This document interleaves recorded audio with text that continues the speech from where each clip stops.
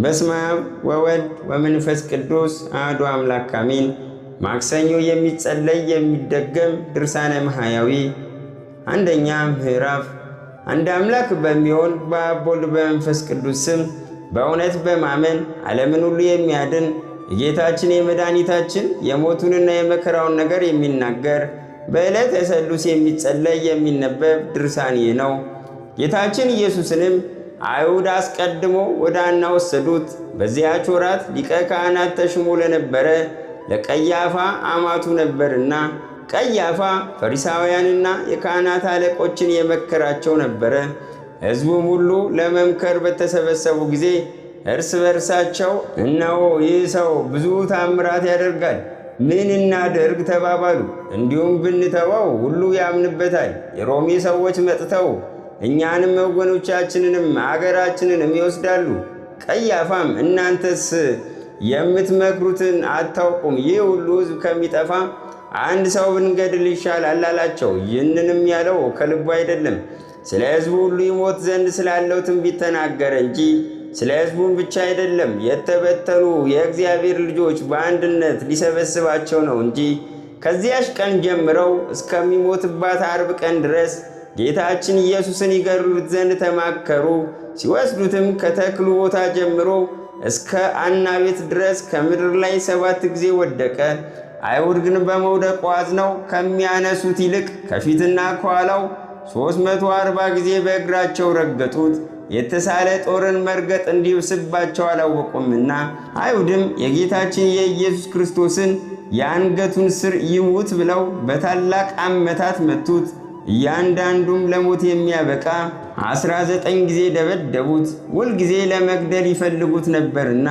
ጌታችን ኢየሱስንም 19 ጊዜም ደበደቡት። እንዳልሞተ ባዩ ጊዜ ክንዶቹን 62 ጊዜ መቱት። ሥጋዎቹንም በሚቆራርጥ በጽኑ እስራትና በጽኑ መመታት ክንዶቹ ፈጽመው ታመሙ። የጌታችን የኢየሱስ ደረቱንም ከተራበ ከተጣጋ ሆዱ ጋር 25 ጊዜ መቱት። መራቡም እውነት ነው። ሰይጣን ስንኳ የጾሙን ወራት ከፈጸመ በኋላ ፈጽሞ እንደ ተራበ አውቆ ወደ እርሱ ቀረበ።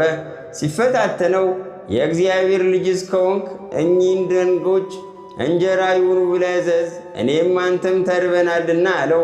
ጌታችን ኢየሱስም መልሶ ሰው የሚድን በእንጀራ እንዳይደለ ተጽፏል፣ ከእግዚአብሔር አንደበት በሚወጣው ቃል ነው እንጂ በማለት ሰይጣን እንድነሳው መላእክትም ሊያገለግሉት ወጡ። ልዩ የሚሆን እግዚአብሔር የማይሸነፍ አሸናፊ ነው እያሉ አመሰገኑት። ዳግመኛም ጌታችን በጎዳና ሲሄድ በተራበ ጊዜ የበለስን ፍሬ ፈለገ። ከቅጠል ብቻ በቀር ፍሬ ስላላገኘባት ዘላለም በአንቺ ላይ ፍሬ አይገኝብሽ ብሎ ረገማት። ፈጥናም ደረቀች። ደቀ መዛሙርቱም እንደምን ፈጥና ደረቀች ብሎ አደነቁ። ሰው በሆነበት ወራት ሁሉ ስለ እኛ ተራበ። እኛን ከነፍስና ከሥጋ ራብ ያድነን ዘንድ እርሱ በ5 እንጀራ በ2 ዓሣ 5000 ሰው በአንድ ዓሣና በ7 እንጀራ ለ4000 ሰው ያጠገበ ሲሆን ስለ እኛ ተራበ። ወደ ጥንተ ነገራችን እንመለስ። ከተራበ ሆዱ ጋር ደረቱን በመቱት ጊዜ የታመሙትን ሰዎች በትእዛዙ ያዳናቸው። የጌታችን የኢየሱስ ልቡ በሰውነቱ ውስጥ እንደሚቀልጥ ሰም ቀለጠ። ሁለተኛ ምዕራፍ። ዳግም የመቶ አለቃ መጥቶ ማለደው፣ ጌታዬ ሆይ ራራልኝ፣ ልጄ በጭንቅ ታሞ ከቤተ ሕሙማን ተኝቷልና አለው። ጌታችን ኢየሱስም እኔ መጥቼ አድነዋለሁ አለው። ይኸውም ሹም መልሶ ከቤቴ ልትገባ አይገባም፣ በቃል ይዳን ብለህ እዘዝ፣ ልጄም ይድናል እንጂ አለው። እኔም እንጂ ገዢ ነኝ፣ የምገዛቸው ጭፍሮች አሉኝ። ከዚህ ያለውን ሂድ ብለው ይሄዳል፣ ሌላውንም ና ብለው ይመጣል፣ ሎሌንም ይህን አድርግ ብለው ያደርጋል አለው። ጌታችንም ኢየሱስም ይህን በሰማ ጊዜ አደነቀ። ለሚከተሉትም ሰዎች አላቸው፣ በእስራኤል ውስጥ እንደዚህ የሚያምን እንዳላገኘው እውነት እላችኋለሁ። ብዙ ሰዎች በእኔ ስም አምነው ከምሥራቅና ከምዕራብ ይመጣሉ፣ ከአብርሃም ከይስሐቅና ከያዕቆብ ጋር በመንግሥተ ሰማያት ይቀመጣሉ። የመንግሥተ ሰማያትን ልጆች ግን ልቅሶ ጥርስ ማፋጨት ወዳለበት ጨለማ ያወጧችኋል። በቃሉ ትእዛዝ ልጁን አድኖ ይህንን የመቶ አለቃ ሂድ እንደ እምነት ይሁንልህ አለው። ይህም ሹም ወደ ቤቱ በተመለሰ ጊዜ ልጁ እንድኖ አገኘው። አይሁድ ግን ደረቱን ከሆዱ ጋር በትእዛዝ የሚያድን እሱን ልቡን መቱት። ሦስተኛ ምዕራፍ። ዳግመኛም የከነዓን ሴት እየጮኸች መጣች። ጌታዬ የዳዊት ልጅ እዘንልኝ፣ ልጄን ክፉ ጋኔን ይዞ አእምሯን ያሳጣታልና አለችው። ጌታችን ኢየሱስም ለልጆች የቀረበውን እንጀራ አንስቶ ለውሾች መስጠት አገባብ አይደለም አላት።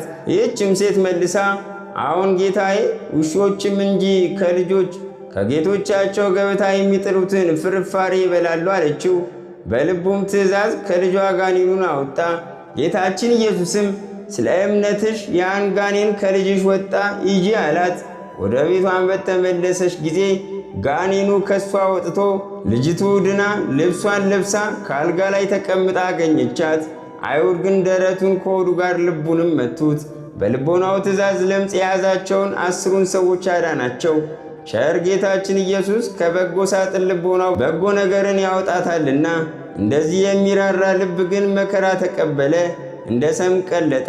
በመረገጥና በመመታት የውስጥ ሕዋሳት ሁሉ ታመሙ። ስለዚህም ነገር ተአምርም መታመምም የሱ ናቸው። የትስብእትና የመለኮት ቃሎችም ለአንድ ለክርስቶስ ብቻ ናቸው። አንድ ክርስቶስን ወደ ሁለት አኗኗር አንለየው። ሁለት አካላት ሁለት አምሳል ለማለት ሁለት ፈቃድ ሁለት ክፍል ሁለት ሥራ በማለት አንለየው።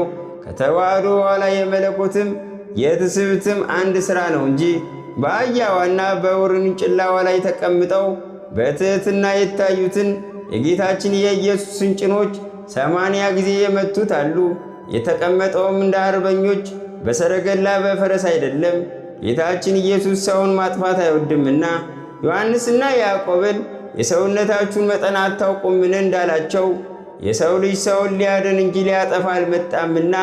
ዮሐንስና ያዕቆብ አቤቱ ኤልያስ ከሰማይ እሳት አውርዶ እንዳጠፋው አንተም የሰማርያ ሰዎች እሳት ከሰማይ አውርደ አጥፋቸው ባሉት ጊዜ አላጠፋቸውም።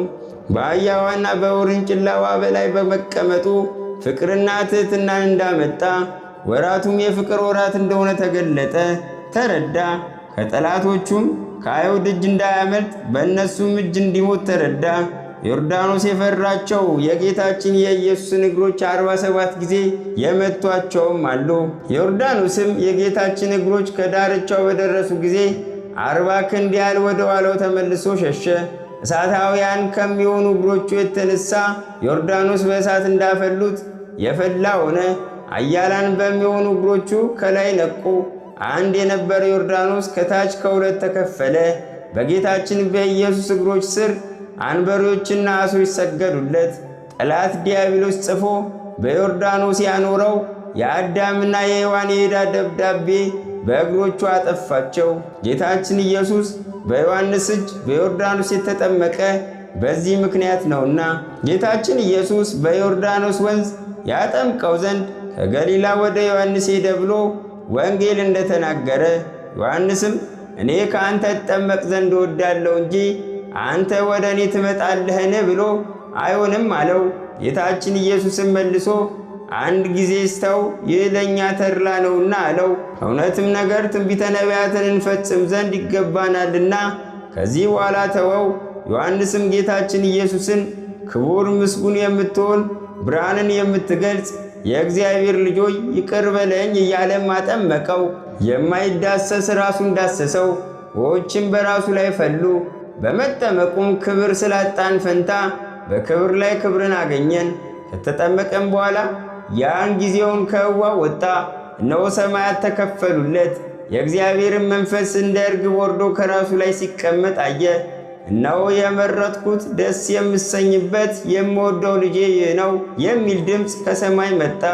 ይህ ልጄ አንድ ነው እንጂ ሁለት አይባልም፣ አንዱ የማርያም ልጅ ሁለተኛው የኔ ልጅ ሊባል አይገባውምና።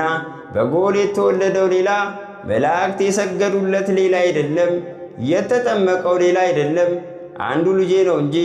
እግሮቹንና ሕዋሳቶቹን ሁሉ የደበደቡት ጠላቶቹ ግን ከእግሩ በታች መሆን አለባቸው። አይሁድም እሱን በመደብደብ ከደከሙ በኋላ በገመድና በራሱ ጠጉር 350 ጊዜ ጎተቱት። ጽሙንም ይዘው ከወደቀበት መነሳት እስኪሳነው ድረስ 28 ጊዜ ጎተቱት። ከምድርም አንስተው ጽሕሙንም ይዘው በራሱ ጠጉር በጎተቱት ጊዜ የራሱን ጠጉር 305 ጊዜ ነጩት። ደግሞም ጽሕሙን 28 ጊዜ ነጩት። በዚህ መከራ ሁሉ ተቆጥቶ አልተናገረም፣ በሚሸልተው ፊት የማይናገር በግ ነውና። ይህም ያማረ የተወደደ በግ ዓለም ሳይፈጠር አስቀድሞ የታወቀ የተዘጋጀ ነው። በኋላ ዘመን ግን ስለ እኛ ተገለጸ። ይህም የዓለሙን ሁሉ ኃጢአት የሚያስተሰርይ መሥዋዕት ነው። እንዲህም እየደበደቡ እየጎተቱ ወስደው ከሐና ፊት አቆሙት። ዮሐንስና ጴጥሮስም ተከትለውት ነበር። ያም ዮሐንስ በሊቀ ካህናቱ ዘንድ የተላመደ ነውና ከጌታችን ከኢየሱስ ጋር ወደ ሊቀ ካህናቱ ቦታ ገባ። ጴጥሮስ ግን ተከልክሎ ከውጭ ቀረ። ይህም ደቀ መዝሙሩ ዮሐንስ ለበረኛይቱ ተናግሮ ጴጥሮስን አስገባው። በረኛይቱም ሴት ጴጥሮስን አንተም ደግሞ የዚያ ሰው ደቀ መዛሙርት ወገና አለችው። እሱም አይደለሁም አላት። የአይሁድ ሎላልትና ጭፍሮችም በዚያች ሌሊት ብዙ ብርድ ስለነበረ እሳት አንድደው እየጫሩ ቆመው ይሞቁ ነበር። ጴጥሮስም ከነሱ ጋር እሳት ይሞቅ ነበር። የካህናቱም አለቃ ሐና ጌታችን ኢየሱስን ስለ ደቀ መዛሙርቱና ስለ ትምህርቱ ጠየቀው። ጌታችን ኢየሱስም መልሶ እኔ በዚህ ዓለም በግልጥ ተናገርኩ። አይሁድ ዘወትር በሚሰበሰቡበት በቤተ መቅደስና በምኵራብ እያስተማርኩ በግልጥ ተናገርኩ። በስውር የተናገርኩት አንድ ስንኳ የለም። እኔን ለምን ትጠይቀኛለህ? ነገሬን የሰሙትን እኛን ጠይቃቸው፣ እኔ የተናገርኩትን እነሱ ያውቁታልና። ይህንንም በተናገረ ጊዜ በዚያ ቆሞ የነበረው ከሎላልቱ አንዱ ለካህናቱ አለቃ እንደዚህ ብለህ ትመልስለታለህን ብሎ ጌታችን ኢየሱስን በጥፊ መታው። ጌታችን ኢየሱስን መልሶ ክፉ ተናግሬ እንደሆን ስለ ክፋቴ መስክርብኝ፣ በጎ ተናግሬ እንደሆነ ግን በዳኛ ፊት ለምን ትመታኛለህ አለው። ይህንንም የተናገረ በሥጋዊ አንደበቱ ብቻ አይደለም፣ ከሥጋ ጋር የተዋሃደ ቃል ለምን ትመታኛለህ አለ እንጂ። በጥፊ ስለመመታቱም ባህር ተንቀጠቀጠች፣ ፈሳሽም ውሃ ወደ ኋላ ሸሸ። ያው ባህሪ የሚሆን የአምላክ ልጅ የፊቱን መመታት አይታለችና። አራተኛ ምዕራፍ።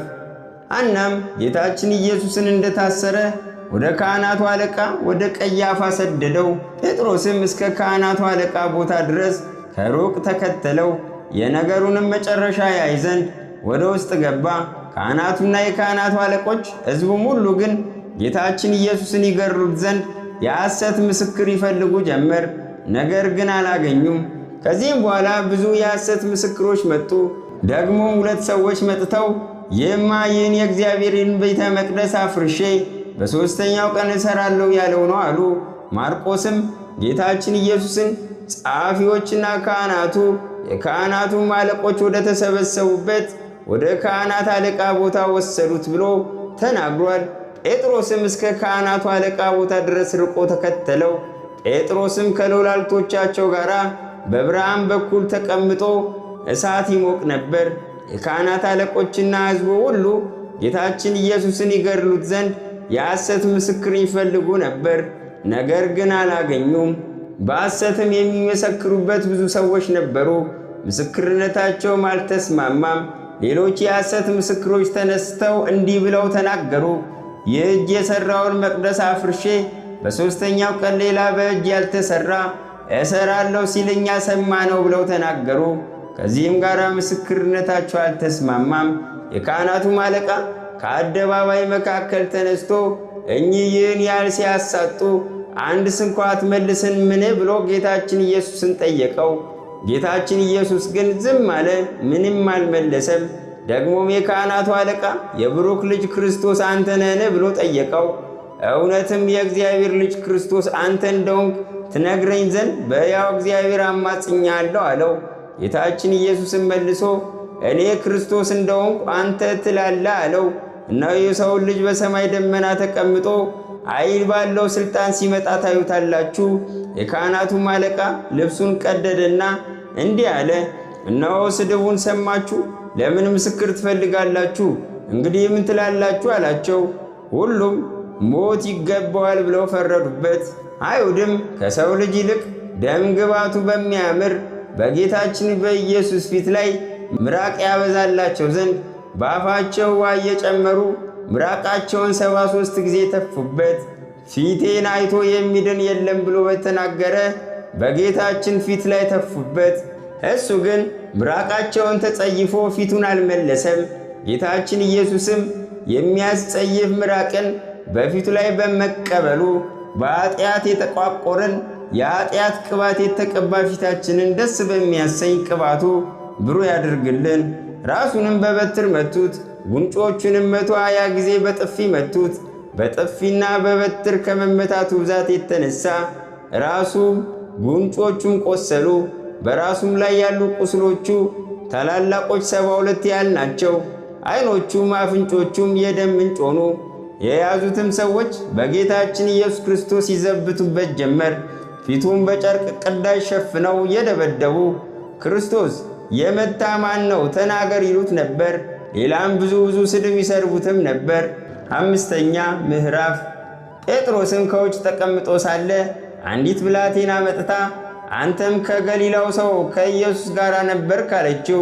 ይህን የምትዩን ሰው እኔ አላውቀውም ብሎ በሕዝቡ ሁሉ ፊት ካደ። ወደ ደጅ ወጥቶ ሳለ ሌላይቱ ብላቴና አገኘችው። ከዚያም ለቆሙ ሰዎች ይህም ከናዝሬቱ ሰው ከኢየሱስ ጋር ነበር ብላ ነገረቻቸው። ይህንን ሰው አላውቀውም ብሎ እየማለ ካደ። ጥቂት ቆይቶም ሳለ ከዚያ የቆሙ ሰዎች መጥተው ጴጥሮስን አንተም እውነት የእሱ ወገን ነህ፣ በነገርህም ትታወቃለህ አሉት። ከዚህም በኋላ ይህን ሰው አላውቀውም ብሎ ራሱን እየረገመ ማለ። ሁለተኛም ዶሮ ጮኸ።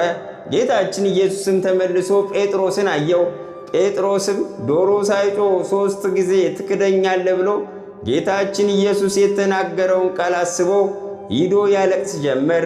ጌታችን ኢየሱስም የጴጥሮስን የመጸጸቱን ለቅሶ ተቀብሎ 30ውን አንድ እያለ 3 ጊዜ ይቅር አለው። የመንግሥተ ሰማያትንም መክፈቻዎች ሰጠው። ጌታችን ኢየሱስ ክርስቶስ ቸር ይቅር ባይ ነውና። 6ኛ ምዕራፍ። ጌቶቼ አብ ወልድ መንፈስ ቅዱስ ሆይ አደራ እላችኋለሁ። እመቤቴ ቅድስት ድንግል ማርያም ሆይ አንቺንም እማጸናለሁ እማልዳለሁ። ጌታችን ኢየሱስ ክርስቶስ በነፍሱና በሥጋው በተቀበላቸው መከራዎች ሁሉ ሁለተኛም በመቸንከሩም የእሾህ አክሊል ተቀናጅቶ በመሰቀሉ በሞቱም ወደ ሲኦልም በመውረዱ በጦር በመወጋቱ በመቀበሩ ኃጢአቴን ሁሉ ይቅር ትሉኝ ዘንድ ከኃጢአትም ሁሉ ፍዳ ታድኑኝ ዘንድ ለዘላለሙ አሜን። የማክሰኞ ተአምር። ወንጌል እንደተናገረ ጌታ ኢየሱስ ክርስቶስ ያደረገው ተአምር ይህ ነው። በቅፍርናሆም ልጁ የታመመበት የንጉሥ ወገን የሚሆን አንድ ሹም ነበረ። እርሱም ጌታችን ኢየሱስ ከይሁዳ ወደ ገሊላ እንደመጣ በሰማ ጊዜ ልጁ ለሞት ቀርቦ ነበርና ያድንለት ዘንድ እንዲወርድ ወደ እርሱ ሄዶ ለመነው። ጌታችንም ኢየሱስ ተአምርና ምልክት ካላየ አታምንምን አለው። ያም የንጉሥ ባሪያ ልጄ ሳይሞት ፈጥነ ውረድልኝ አለው። የዚያን ጊዜም ጌታችን ኢየሱስ ክርስቶስ ልጅ ድኖልሃል ሂድ አለው። ያም ሰው ጌታችን ኢየሱስ በነገረው ቃል አምኖ ሄደ። ሲወርድም ብላቴኖች ተቀብለው ልጅስ ድኗል አሉት። አይሁድ ግን አዳኝ ክርስቶስን ደረቱን ልቡን ከሆዱ ጋር መቱት። የማክሰኞ አርኬ። የመሴፋ ሰው ከሚሆን ከሳሙኤል ዘመን ጀምሮ የናቁ አይሁድ በራስ ጠጉርና በገመድ እየሳቡ ከሐና ወደ ቀያፋ የወሰዱ አልፋ ሆይ ለዘለፋ መጥቶ ለተስፋ በቆመ ጊዜ መስቀል ተስፋ ይሁነኝ እንጂ ዘለፋ አይሁንብኝ። ክንድ ከወሰናቸው ከሁለቱ ክንዶች ጋር የተዋረደች የሆነች የአንገትን ስር በመምታትና በማሰር መከራ ያጸኑብህ ፍጹም ኃጢአትንም ብሠራ በየቀኑ ሁሉ ቸርነት ይከተለኝ። ሆድ ቸርነትን የተመላው ደረትም ሰውን የሚያጸና ነው። በከበረ ደምህና በፊት ወዝ መከራ እስኪያጸኑብህ ውስጣዊ የሚሆን ንዋየ ውስጥን የመቱ ከተሰወረ ኃጢአቴ አንጻኝ። ለእኔ ለባሪያም ከልዩ ነገር ራራልኝ። እንደ በደለኛ አይሁድ በመቱ ጊዜ ያለ ቁጣ የጭኖች ብትርን የታገስ የሽፍቶችን መስቀል የተሸከምክ ከበደል የተራቆት ክርስቶስ ሆይ አቤቱ የቀይ እባብ ሰራዊቶች እንዳይመጡብኝ በኃይል እግራቸውን እንደ እባብ እግር አድርግ። ድብደባን ካበዙብህ በኋላ አይሁድ በተክል ቦታ ውስጥ 36 ጊዜ 2 እግሮችን የመቱ በቀኝና በግራ አረፍትን ሰርተ በእሳታዊ ባሕር መካከል ጎዳናን ስጠኝ። በሥጋው ጥቁር ከሆነ ከብዝት ራስ ጠጉር ጋር ግሩም የሆነ የፊት ጽሕም የነጩ በተቀበልከው መከራ የበሽተኞች ሕይወት ክርስቶስ ሆይ በጣፈጠ በጎን ደም ነፍሴን አሳድር። ነፍሴ በደም ታድራለችና ግፍን በማይፈሩ አይሁድ ረግጠው 7 ጊዜ በጎዳና መካከል ይጣሉ ሊቀ ካህናትን በውጭ በጎ በተናገርኸው ጊዜ በነገርህ እንዴት ተቆጣ? ማልኮስስ ፊትህን እንዴት ጸፋ? በፈንታው ወደ ተሾመ ወደ አማቹ ቀያፋ በአና ትእዛዝ ዳግመኛ የወሰዱ መለኮት በሥጋ ለምን ታመመ? መለኮትስ በመቃብር ውስጥ ለምን ተኛ? ዓለም አንተን ምንም በከንቱ አልወርስ ከጠጉር እጅግ የበዙ ጠላቶች በግፍ በሕይወት የሞት ፍርድን የፈረዱብህ በሰው መከራ የተፈተነ ክርስቶስ ሆይ ክረምትን ባገባ ጊዜ በጋንም በጊዜው ባመጣው ጊዜ በምሕረት ጠብቀኝ። ፊትህን ለመመታት የሰጠ ከአፍረት ምራቅም ፊትህን ያልመለስ ተማሪዎች በመከራ ጊዜ ጥለው የሸሹ ክርስቶስ ሆይ በጭቃ የተሠራ ቤትን ሌቦች እንዳይቆፍሩት በመስቀል ጠብቀው። ጠላቶች በጣታቸው ዓይንን የሸፈኑ በብትር መትተው ያቆሰሉ ዳግመኛም በግዞት ቤት እጅና እግርን የታሰረ ቸር ፈጣሪ በለመለመች አገርና በአማረች ምድር ነፍሴን አሳርፋት። ጌታዬ ኢየሱስ ክርስቶስ ሆይ ኃጢአቴን አስተሰርይልኝ ለዘላለሙ አሜን።